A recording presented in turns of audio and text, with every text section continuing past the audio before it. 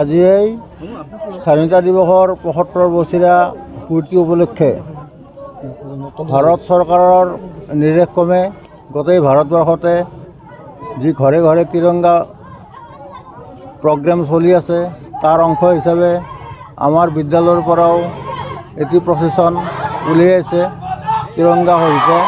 এই প্ৰচেছনটোত আমাৰ বিদ্যালয়ৰ সকলো শিক্ষক শিক্ষয়িত্ৰী আৰু ছাত্ৰ ছাত্ৰী অংশগ্ৰহণ কৰিছে আৰু ইয়াক সফলমণ্ডিত কৰিছে। এই চবতে ভাৰতৰ বীৰ শ্বহীদসকলক আমাৰ ফালৰ পৰা শ্ৰদ্ধা জনাইছোঁ আৰু ভাৰতৰ স্বাধীনতা অক্ষুণ্ণ ৰখাৰ বাবে আমি সকলোৱে প্ৰতিজ্ঞাবদ্ধ হৈ আজি এই ৰেলীটো সফল হোৱা বুলি মই আশা কৰিছোঁ।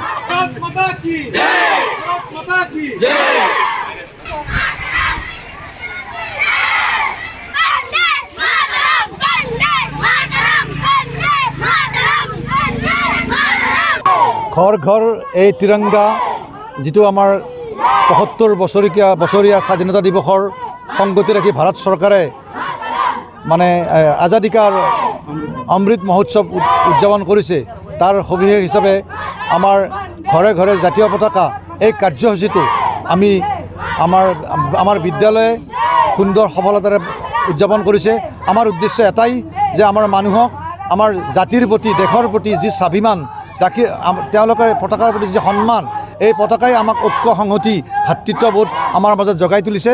আৰু আমি সেই ক্ষেত্ৰত আমি ছাত্ৰ ছাত্ৰীৰ লগতে আমাৰ এই বৃহত্তৰ অঞ্চলৰ মানুহক আমি জাগৃত কৰিব খুজিছোঁ অসমীয়া জাতিৰ প্ৰতি ভাৰত মাতাৰ প্ৰতি তেওঁলোকৰ কিমান শ্ৰদ্ধা ভক্তি। যিসকল শ্বহীদে আমাৰ দেশক ব্ৰিটিছক খেদি ভাৰতত স্বাধীনতা আন্দোলন আনিছিল, সেইসকল মহান ব্যক্তিসকলক আমি আজি এই চেগতে শ্ৰদ্ধাৰে সোঁৱৰিছোঁ আৰু আটাইলৈ আমাক সহযোগ কৰাৰ কাৰণে আপোনালোক আটাইকে আন্তৰিক কৃতজ্ঞতা জনাইছোঁ। ধন্যবাদ।